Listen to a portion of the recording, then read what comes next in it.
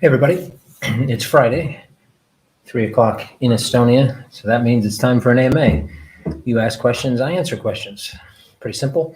My name's Kevin, I'm CEO here at Coinmetro. If you've never joined us before, you don't have to ask me about Coinmetro, you can ask about anything. Crypto related, finance related, you can ask me what my favorite color is if you want. Probably not gonna get a really exciting answer, but anyway, you ask, I tell. We're gonna try to keep this to 30 minutes, though sometimes I do go over, because I see some good questions popping in. So let's do it. Going to get started with the first question because, well, that just makes sense. And the first question is a pretty broad, open-ended one. How's it going? Thank you for that question. It's going pretty good.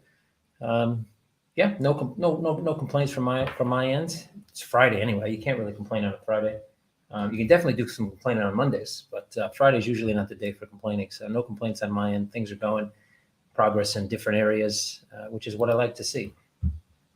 Sean, hey Kevin, I see that Coinmetro likes Ultra on Twitter. Does that mean a potential listing? Well, if we like it, doesn't necessarily mean we're going to list it, but I have seen UOS on some different short lists, so potentially. Hey Kevin, in December you said that burning vaulted XCM was imminent. When can we expect this to happen? Well, it's still imminent. There's some debates onto exactly how we're going to do that, how we're going to structure it. Also, there's also some talk in the tokenomics realm of whether or not we're going to increase the amount of revenue sources where XCM is being pulled from and burned. So it's coming. Like many things that we do here, we kind of get to a point where we want to make it slightly more interesting, and that kind of kicks the can a bit down the road. But it's going to happen, Moni. It's coming. We just discussed it literally, I think, at some point during this week. Might have been Wednesday or Tuesday. I don't recall. Tuesday or Wednesday. But it's going to happen. And I would say it's still imminent, even though imminent, I guess for most people probably means a few days, but it's happening. Is the fallout from the recent fraud wave still interrupting Coinmetro's operations, or has most of it been resolved by now? Fallout, maybe a bit too strong of a word, but there is still some side effects. We're still seeing fraud. We're still seeing, for the most part, innocent victims get looped into fraud. Whether that be someone says, hey, buddy, you want a job that makes 10K a month, open an account at Coinmetro, link your bank account, and you're off to the races. Oh, by the way, give me your login.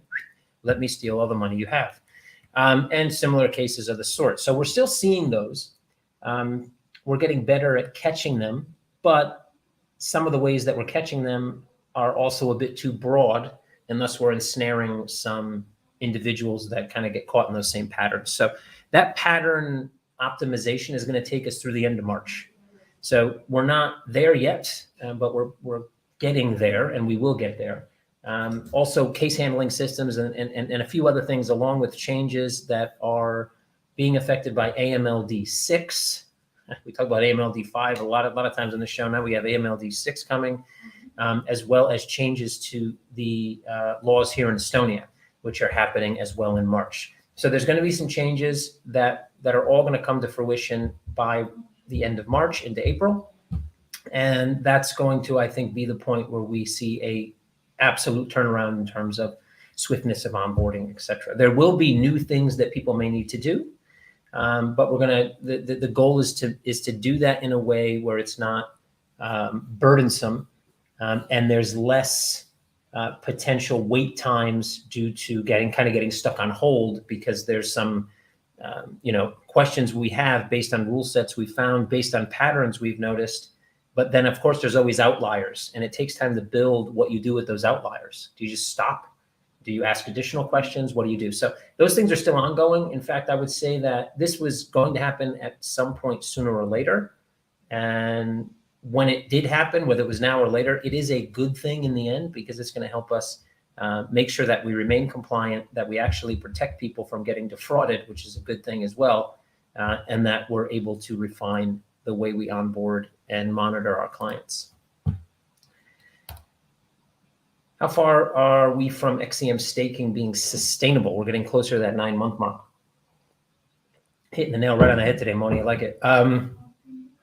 So depends on how you look at it. So when we talked about sustainability for XCM, I don't remember how intricate I got on details, but I'm going to start with kind of a comparison, just because I don't want people to get confused. So it's a comparison, right? Many companies, famously, let's say razors and razor blades, when they sell the razor with the razor blade, they may lose money. But when people come back and buy the razor blades, that's where they make their money. Then there's companies that have products, one product that always loses money, for example. I could probably really think of I think one good actually McDonald's, French fries. They actually lose money, or come close to losing money on French fries. Actually, they can lose money very easy because, they make too many French fries, they throw them out. This is like McDonald's, a big operation. They lose the money on the French fries, but they still sell them. Why? Well, because people like French fries, right? And French fries bring people in and they order other things. So they don't get rid of the French fries just because they lose money on them. They make money overall. And so, there are going to be some products where they don't make money. Now, with Coinmetro, when we started XCM staking, we had no other staking programs. One of the ways to get that program sustainable was to have other revenue coming in from passive products. We now have revenue coming in from KDA, THT, and Flux, which by far outpace the amount that we spend on XCM staking. In that sense, it is sustainable already. Now, sustainable under its own footing, there needs to be, what still needs to happen for that to be the case is we need to have the ability to make money on locked XCM. Where do we make money on locked XCM? Collateral on margin, for example, would be one thing. Lending and borrowing would be another. In order to do collateral on margin, we either need to do so where you put up, say, 100,000 euros worth of collateral, but you only get to use 25,000 of it. So I actually give you 0.25, a 0.25 ratio of the collateral you put up. This would limit the risk, also keep more XCM locked, but allow us to make revenue on at least a maximum of a quarter of the XCM that is currently locked. So those things are also in discussion. The book has become more mature over time. It's still probably not there yet. So we might be inside or outside of those 9 months when it comes to sustainable on its own feet, but sustainable in general, based on other products we launched using the same platform that we built for XCM staking, it's already sustainable. And with tokenomics 2.0 coming out and 2.1, 2.2, 2.3, 2.4, 2.5 to follow, we will get to a point where the entire, let's say, earn platform is profitable. And at the end of the day, that's really what matters in the end.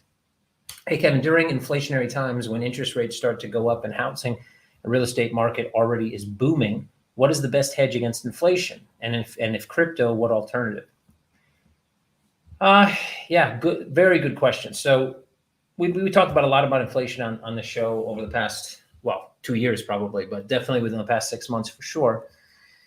We're going to see inflation rates that we haven't seen since the 80s. Now, I think U.S. published inflation rates is 7-point-something% just yesterday, the day before. That's probably, I wouldn't call it the tip of the iceberg, but that ain't the whole iceberg. That's for sure. Maybe it's more than a tip. But inflation in Estonia was at 12% for last year.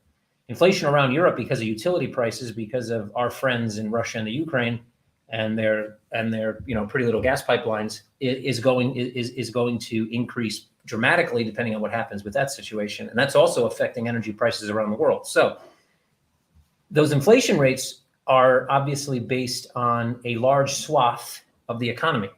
So for example, if batteries went up by 1%, your housing costs went up by 3%, but energy went up by 140. You're not going to see 140% inflation displayed by any government. You're going to see, 18%, because it's going to take an average across household goods, food, transport, etc.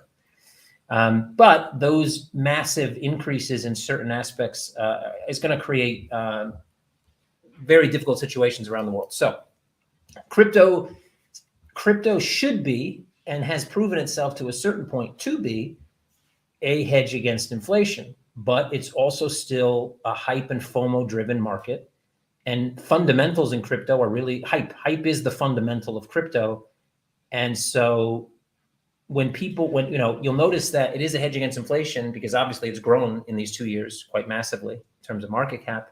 However, at the same time, when your equity markets slide, crypto tends to slide. And so it's still not a perfect hedge to inflation. I'm not sure when you have macro global inflation that there is a really good hedge to inflation.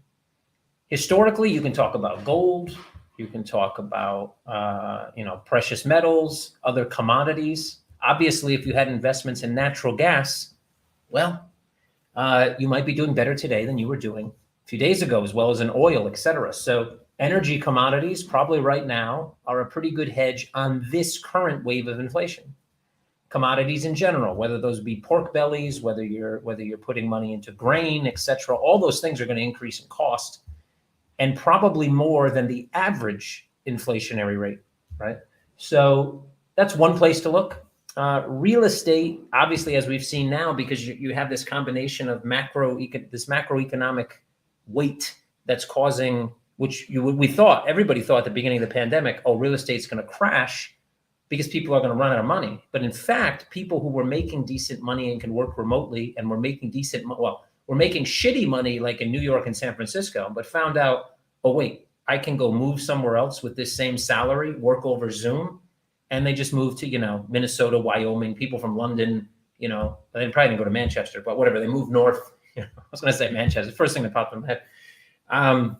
Point is that that caused actual prices of real estate to inflate.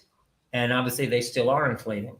And so I think though we are going to see a real estate bubble burst. We're not going to see the same type of bubble burst we saw in 2008, but you're going to see stagnation at some point. And that stagnation against everything else that inflates is going to look like a bit of a crash. So I would look at commodities in general right now with this type of inflation look like a pretty good bet. Crypto in general, your majors look like a pretty good bet as well. Hello. Hey, Bobby. Thoughts on BAT? Well, that's a Brave browser, yeah. So,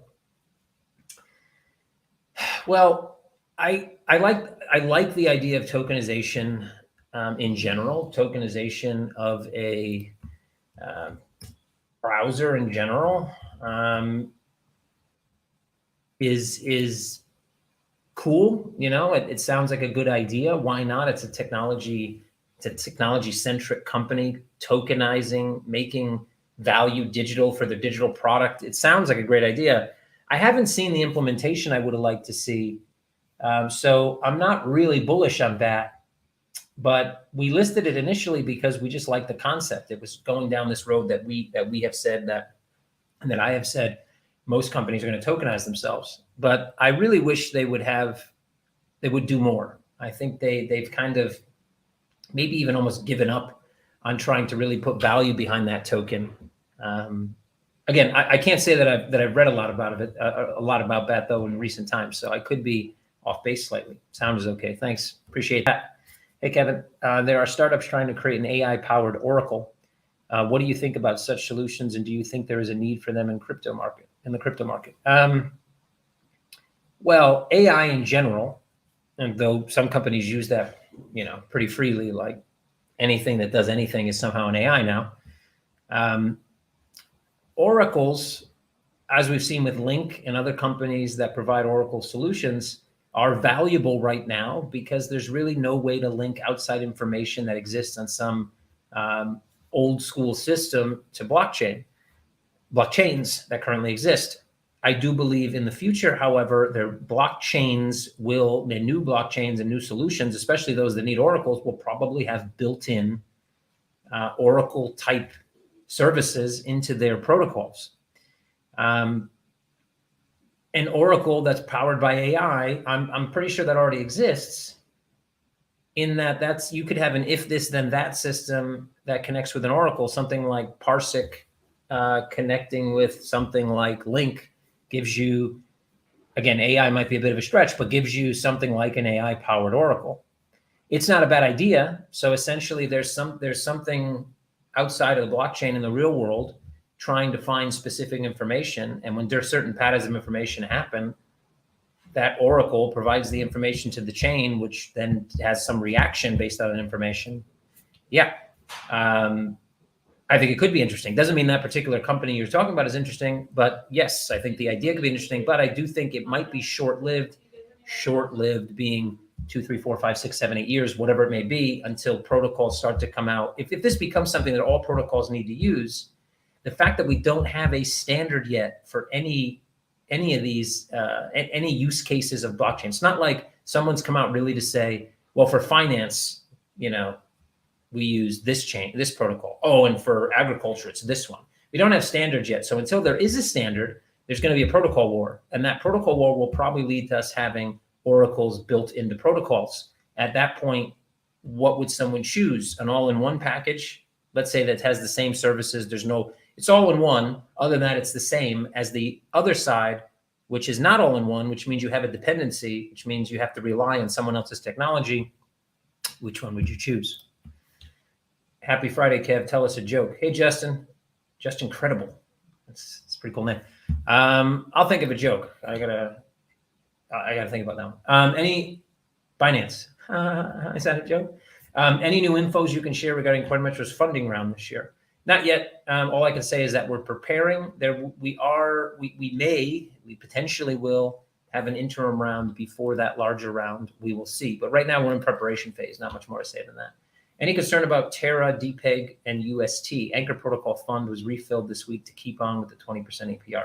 Well, I've said in the past that I don't think that 20% will be sustainable over time.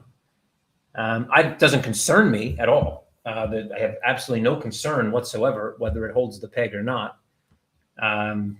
But 20%, I think, over time, as more and more people are utilizing the platform, utilizing the protocol, just because more people use it. When I say use it, just when more people seeking yield, but not necessarily the same amount of yield-bearing activities happening on platform, well, you're not going to be able to sustain the yield. Simple as that. Hi, Kev. It seems fairly quiet from Coinmetro lately. Any news on updating releases, tokenomics, BizDev? It's not, actually not, I don't know why I coughed. It's actually not quiet, maybe outwardly speaking, but there is a lot going on the scenes, as there always is here. So upcoming releases, I think next week you guys will get some tidbits of information. End of next week. Well, actually, I shouldn't say actually the week after, not next week, but the week after. You guys are going to get some tidbits, or more than a tidbit actually, on upcoming releases. Tokenomics as well will come out by the end of the month. We were working on those just this week. Again, not that that's the first time we worked on them, but it's just refining things. And as far as BizDev, as I said, I think we're still, at this point, we have so much to do before the end of March. All that stuff has to do with growth, one way, shape, or form, whether it's growing the team, getting finance, compliance, et cetera, all aligned, new rule sets, new this, new that, so that at the end of March, we can turn back on the growth engine, aligning all our marketing and growth strategies as well to really start pushing into March. All those things are happening, and before that happens, we don't really want to focus on BizDev. We are working on internalized BizDev with companies we've already listed. I've already said that, people like Cadena, like Whaleroom, et cetera. And you guys will see some of that probably in the lead up to the end of March and then into next quarter as well. Hey, Kev, love Coinmetro, thanks. Was trying to get my stepdad and 2 mates to sign up before Christmas. They are still not verified. Hey, Bradley. Yeah, if you want, go ahead and send me a direct message on Telegram at Kevin Murcko. You can just hit me up on Telegram.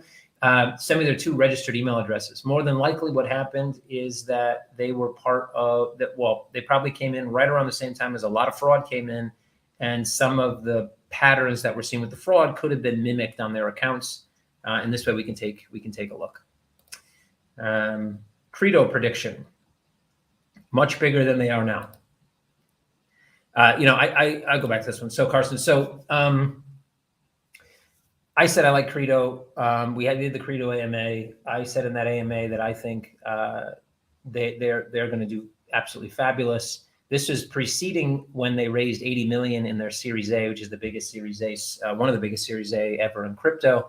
Reason being is that other people see what I see, which is a tokenized custodian. Why don't we have another one of those? It kind of escapes me. I don't really get it. A tokenized custodian that can offer non-custodial deposits. And if you don't know what that means, look it up. I'll give you a quick explanation. It simply means I don't need a DEX anymore because I can sit on a regulated exchange, a centralized order book, but I can trade between the centralized order book and an anonymous party on the other side, to me at least, not obviously to the exchange, without having to give the exchange my money. So not your keys, not your crypto, no longer a problem, no longer a thing, don't need to say it anymore, and I can still transact on much larger, much more liquid centralized order books. So I like Credo. I think they're going places. That's what I'll say about that. Hey, Kevin, any updates on Quant staking? Hey, Sam, no. I don't, so far, I don't know if anything's happened on the gateway side for Quant, what that looks like. Haven't heard any information from them about possibilities of staking. On our side, once we get things like IQ protocol, things like Vesper set up, we can utilize those protocols to create lending, borrowing, and or liquidity pools for any asset, including Quant. So no updates yet, but coming. Could you go over Coinmetro's relation with KDA? Our relationship, or how we're related to KDA? Sure. So obviously we listed KDA. We talked to Kadena back in 2020. I think it was 2020. Maybe it was 21. Was it 21? Might have been 21. Jesus. I have to think about it now. Anyway, so we listed Kadena. I think we were the first centralized exchange, at least legitimate one, to list Kadena. We when we were talking to them, Kadena was at 22 cents, I believe was the price. And we saw a lot that we liked about Kadena. And so the conversation went to what else we can do together, which is what we do with everything we list when we proactively list something. So at that point, we decided that some of the things we could help them work on were their push into DeFi, kind of helping them be a bridge so that they could bridge into DeFi with the help of a fiat on and off ramp. That's why we've started to work with them on wrapped Kadena on an Ethereum protocol. And that's why we will work with them on KBTC and KETH, which is wrapped BTC and ETH on top of the Kadena protocol, and other things as well. So basically, we're biz dev partners, and we're doing everything we can to help support their ecosystem, and they're doing what they can to help support us. Simple as that. Just a good business relationship. Happy weekend from Portugal, Kevin. Hey, Colette. Not the weekend yet, but we're close, Colette. We're definitely close. We're definitely close. Haircut pending? Yeah. You're starting to get a little bit of Inspector Gadgetism. So yeah, Inspector Gadgetism. Anyway, invest in Johannes. Is that a guy? Is that like a dude? Are we investing in some dude? Is he tokenizing himself? I don't know what Johannes is, so you have to fill me in.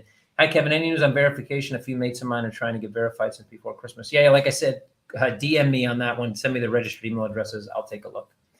Do you see the news about Credo's 80 million Series A? Do you think their valuation of 460 million is appropriate? Well, some VC somewhere thought it was appropriate. So I don't think my evaluation of their valuation actually matters any. But they did sell quite a portion of the company to get that valuation. So I imagine they were shooting for a higher valuation. They were probably shooting, my estimation would be somewhere between 600 to 800 million. Probably looking for that same 80 million, or potentially they were maybe going after half a 500 million valuation, but they wanted 100 million. I don't know, but definitely, it's always a negotiation. So they got to 460 for 460 million valuation at an 80 million investment. So I think that, that valuation, it's kind of like if a court says someone's not guilty or guilty and someone says, what do you think about that verdict? Well, if you trust the system that we all live in, then that's the verdict, right? That's it. I mean, it doesn't really matter what you think about it. The only person that really matters who thinks about it is the judge who made the verdict, the jury that might have made the verdict, and the two people or two individuals or whatever that are involved in the case, right? Everybody else. At the end of the day, I would say that valuation seems to me that it's fitting, that it potentially could be higher, and I expect it to go higher. I see them as in unicorn status. Probably in the same year, to be honest. Thoughts on student coin? Don't have any thoughts. Would need to take a look at it. Somebody's got to DM me some information. What is the funniest scam you've seen in crypto or other markets? Ooh, that's a good one. I've seen so many. Absolutely so many that none of them are funny. Let's put it that way. Some of them are laugh out loud, as in somebody really thought this was legitimate. Doesn't make them funny because obviously they're stealing people's money, which is not funny. But I don't know, man. There's been so many, and they all pretty much. The thing is once you've seen one, you've seen them all. And usually they go after people that are desperate, right? So when someone tells you you can get some free money, people tend to believe it, even though they were probably taught at some point in their lives, nothing comes for free. There's no such thing as a free lunch. But when you get to a point where you are desperate, you're whether you're looking for new opportunities or you need money or, which is, probably a big, huge swath of the population, to be honest, it's pretty easy to fall prey to these things. So I would say that, I would turn this question around and say, things that are too good to be true they're always not true, at least to the extent you think they are. That's always the case. Somebody tells you, open this account for me and I'll give you free money. No, they won't. Why would they? Why would they?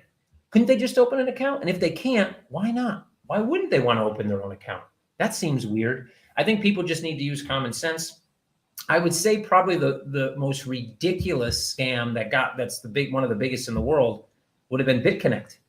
Bitconnect was absolutely, their website looked like, a 5-year-old with, an eye patch and 2 fingers on each hand, coded it in 25 minutes in his parents' garage with no lights, while sitting in a bucket of water, which seems pretty difficult. So that's why it was so bad. That to me was probably OneCoin was another one that was just, really, so I think, maybe we should do a segment on this called like stay away from scams and Bald Kevin can tell everybody what to look out for. That might actually be a good thing. In 2019, you said Binance would get shut down in a few years due to regulations. Now they are the biggest crypto exchange. Do you still think this will happen? Yes. And they've been the biggest crypto exchange since 2018, I think. So that hasn't really changed. Look, if you look, even what they're doing now, which makes people think they're too big, right? Understand that there's Binance, unregulated, does whatever they want. Then there's Binance US, Binance UK, Binance whatever, all franchises using the Binance name. They've been doing everything they can now to segment CZ from operations. That's become obvious. You can see he gets asked questions like, what is this on the Binance website? And he's like, I don't know. Or why? What's this listing? I have no idea. So he's segmented they've segmented him out as much as they can. He's becoming more a spokesperson than anything else. They're doing that strategically because they know that when Binance gets hit, if they have to try and get regulated in some jurisdiction, there's no way CZ can become regulated at this point. And so as a leader of that entity, so they're segmenting them as best they can. They're also trying to become more established by buying things like CoinMarketCap, like a piece of Forbes. Understand though, if this was a regulated industry, they wouldn't be allowed to buy CoinMarketCap or Forbes. That would go under something like the Federal Trade Commission in the US or similar bodies around the world, and they would get denied. Can you imagine a bank owning the only or the main website that rated bank like Moody's? No. Or a government owning a rating agency? Of course not. That's a conflict of interest. These are clear conflicts of interest. And so just them doing that is sending a notice. They're sending a few notices to regulators around the world and legislators. 1, we don't give a fuck what you say. 2, we're going to do whatever we want. 3, what are you going to do now? Because now we own the narrative, and we can also kind of publish any type of data that people will trust because we own one of the only trusted data sources in crypto. But legislators and lawmakers and regulators are going to look at that only in one way. We need to stop this. I don't think they're getting better. I don't think they're doing the right thing. I think they might actually be making things worse for themselves. So yes, I still think you're going to see regulators crack down and legislators crack down on Binance. I said it would take 3 to 5 years, and that was in 2018. 2023 will be that 5th year. So we are in 2022. So, they may still have this year and next year left before that happens. But we will, we will see it. It's inevitable. You can't have an organization like that. I could be wrong on the end result. We may see Binance broken up, but those other Binance franchises remain. We may see Binance simply bought out and then becoming regulated and then losing some of their, changing their practices, which would probably lower their business. We may see something entirely different, but we will see something. Duncan Tong, sorry. My friend got his Binance account phished last night, drained all his crypto. How can I use this to nudge him toward becoming a Coinmetro maxi? Well, if he got his account phished, that's probably because he himself went on a site and entered his password or whatever. And so that's kind of his fault. Hate to say it, not Binance's. So yeah, I'm not sure. I guess it's time for him. He's probably pissed and maybe he blames Binance. Maybe it's time for him to take a look at a company that would actually care about him, meaning like if he alerted us when he thought it happened, we might have been able to help, where I'm not sure Binance really cares. So yeah, maybe it's just time. Yeah, maybe that's the hook in. But yeah, this is probably not Binance's fault, though they probably could have acted if they were alerted probably faster. He probably did try to alert them. I would imagine they didn't do a thing. When Spaceman sweater on CM store? Yeah, we definitely got to get some love in the CM store, man. Just haven't had any time. At some point, also got some new designs coming. So maybe when they come through. Afternoon, Kevin, will you be opening KDA staking again? We get asked this so much. It's not on us, it's on Kadena. Once Kadena reopens their bonding, we can reopen staking. So I was told that would happen early this year. I think now they're targeting end of this quarter, so end of March, I guess. But yeah, that's more a Kadena question than a Coinmetro question, though I do know they're working on it. Good morning from the US. Good morning to you. Hey, Kevin, hope you're feeling great. What circumstances do you think need to occur for Bitcoin to reach an all-time high? People need to buy a ton of Bitcoin. That's about it. And it's pretty much that simple. People need to buy a lot and people need to sell less than the other guys are buying. What needs to happen? Well, I think what would help is if you had a general stabilizing of equity markets and a refocus on how bad that the current monetary system is probably, and the current way we do things around the world is going to get affected by the incoming threat of inflation and things like political instability that really shouldn't necessarily have an effect macro across the globe, but do because currencies are controlled by centralized governments. I think that realization will push us way past an all-time high. That realization in total is probably not going to happen all that quick because let's face it, most people don't know what money is, how it works, what economies are, how they actually work, and the intricacies, or I should even say the lack of intricacies in how economies actually function from a centralized government standpoint. So yeah, outside of that, I guess this is still a FOMO and hype-driven market. So we need to see more hype on Bitcoin. People need to understand, people need to think that the downside risk is less than the potential upside risk on a short. Right now with choppy markets, there's probably close to a 50-50 split between people that think there's more risk on a short or more risk on a long. We need people to think there's less risk on a long. And that's going to be coupled probably with news stories about how, Donald Duck bought some Bitcoin, or, I don't know, Mickey Mouse is opening up a crypto exchange on Main Street. Whatever. I don't know. Tim Burton bought some Ethereum tokens. I don't know. Something, I don't know why I just picked those random people, but something like that is unfortunately, is kind of what's needed for the retail public to go, well, if Arnold Schwarzenegger tattooed Bitcoin on his left bicep, then I'm buying some. And so, yeah, we need another wave of retail FOMO. Hey, Kevin, I'm not sure Chainlink token is important. I'm not so sure Chainlink's token is important for the work. Is my concern about Chainlink reasonable? Thanks for the answer. I haven't looked at Chainlink's tokenomics for, a long time. So you might be right. There's a lot of tokens that don't instinctively connect to their kind of use case or the platform or whatever is being built. So yeah, you definitely could be right. Does that really mean that it doesn't rise in value as the company gains momentum? Not really, because again, this is a FOMO-driven, hype-driven market. So what happens is people say, oh my God, did you see Chainlink in the news yesterday? They were, on the front page, and people buy Chainlink. That's it, because they don't really think about the fact that, wait a minute, Does this ERC20 token intrinsically tie into the tokenomics of the overall Chainlink protocol ecosystem? Nobody goes that deep. They're just like, oh, Chainlink, buy. They click the green button. To be honest, if we did an experiment on our exchange and just made the buy button red and the sell button green, I bet you we would see we would get a lot of confused and people and a lot of people selling into FOMO. So, will new tokenomics make existing tier 3 XCM holders really need to buy more? Yeah, I think they will. Absolutely. Will tokenomics be released before 2100? Come on, Sneaky Fox. If you're trying to be funny, you could have said like 2025, because it's still just as funny, but not absurd.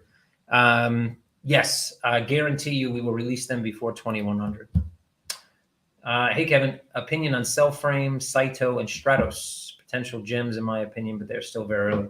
Don't have an opinion on any of them because I haven't really looked at any of them, so I would have to take a look. iPhone or Android? I've owned Androids now since the iPhone 5.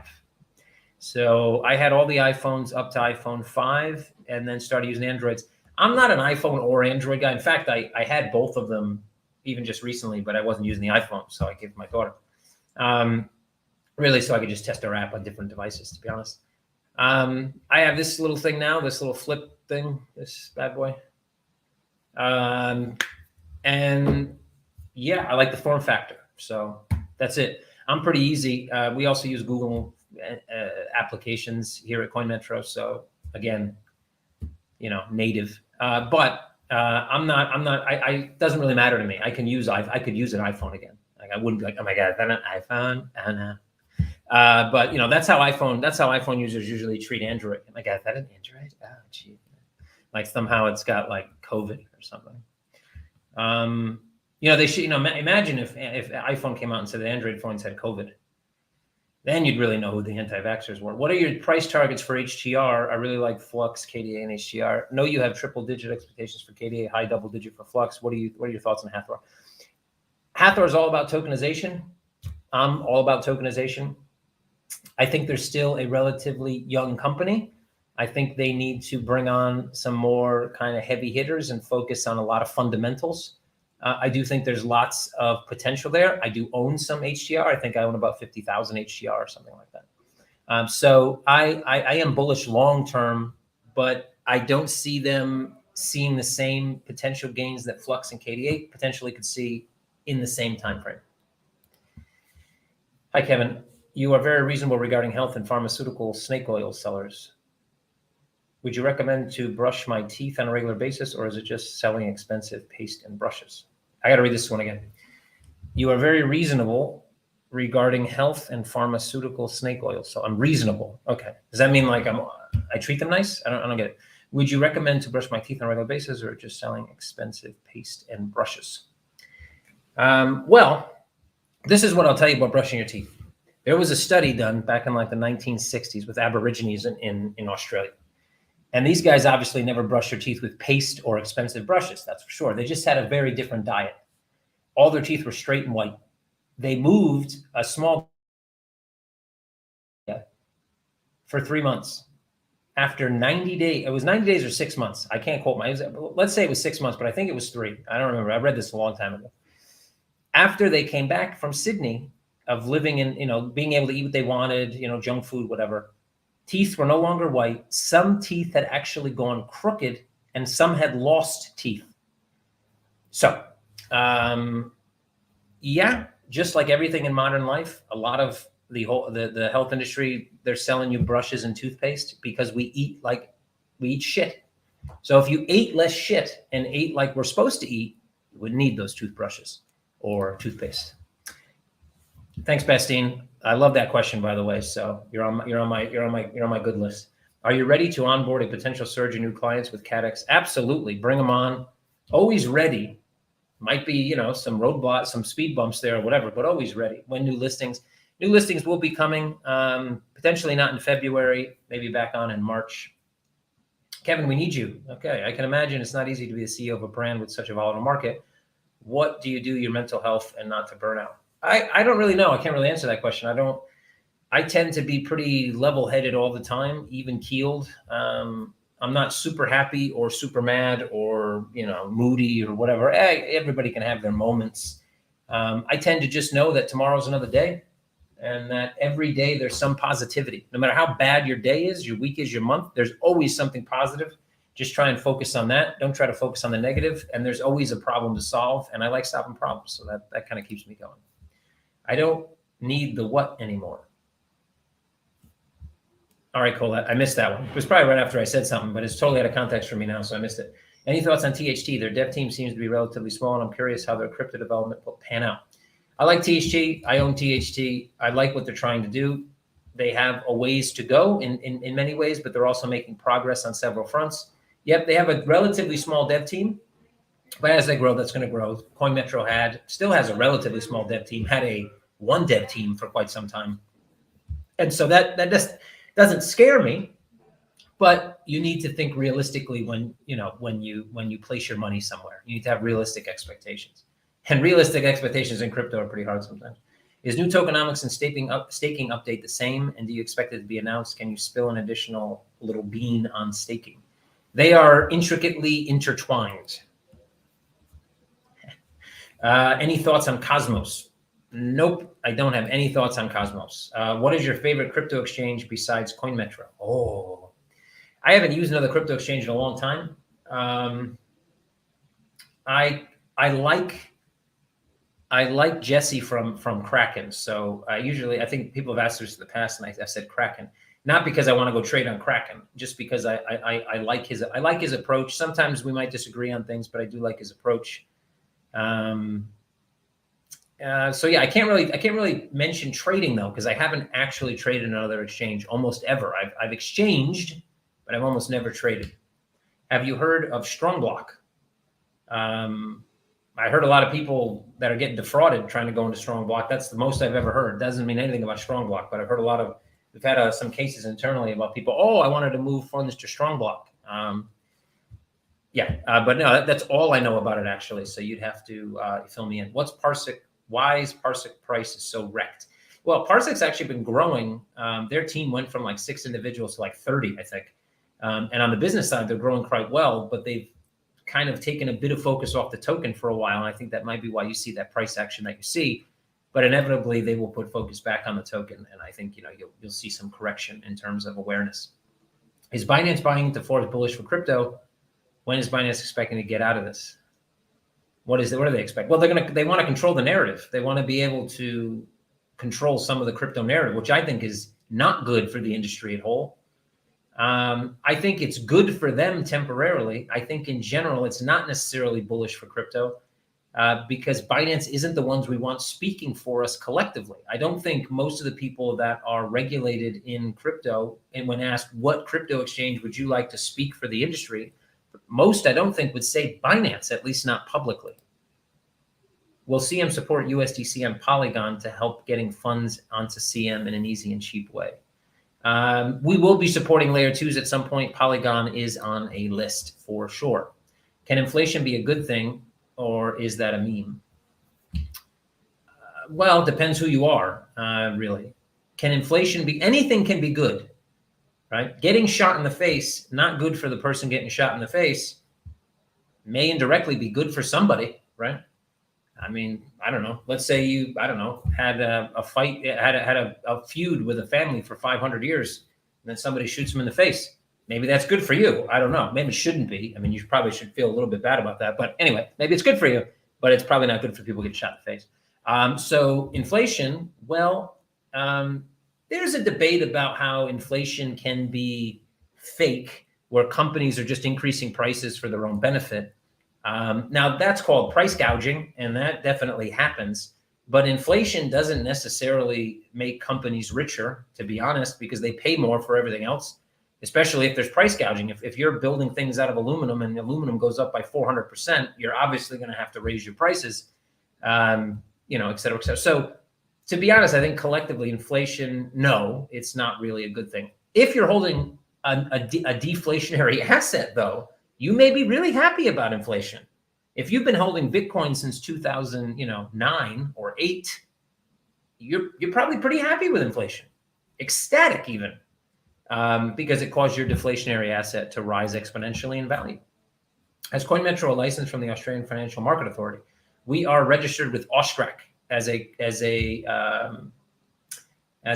crypto as a crypto exchange, and we're also registered as a money transmitter with AUSTRAC. What's your N1 supplement? Well, I do drink Huel. Have you seen Credo listed on CRO today? I hadn't. But I thank you, Crypto.com, for following in our greatness. I appreciate that. You previously stated you need 7 streams of passive income. Could you elaborate on that? Would you need 7 radically different streams, and how would you go about that then? Well, this is a large question. I'm not sure I can get to this whole question, but it's a book I read a long time ago. So maybe you don't necessarily need 7. Some people probably get around with 1 or 2, depending on what that stream is.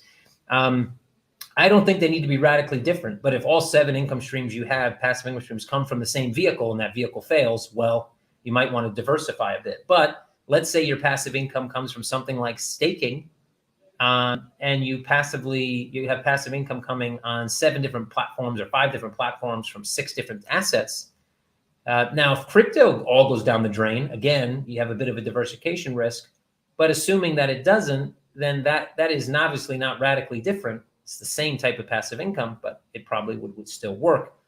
I think there is something called over diversification. However, in this particular instance, I would say that it is good to be diversified. If you get some passive income out of crypto in some way, shape, or form, then you take some of that passive income and invest in something else that provides you with additional passive income. And then potentially you have, properties, rentals, whatever, different types, different forms of passive income, because there will be times when, we don't see many throughout one's life. You're probably not going to see so many kind of financial macro situations where every type of passive income you have suffers. You're going to see real estate bubbles and bubbles bursting. You will see financial markets on bullish trends and bearish trends. You will see different industries, on bullish and bearish trends. So at the end of the day, if you are diversified into a few different industries, a few different types of passive income, it is going to be better for you in the long run, because when one may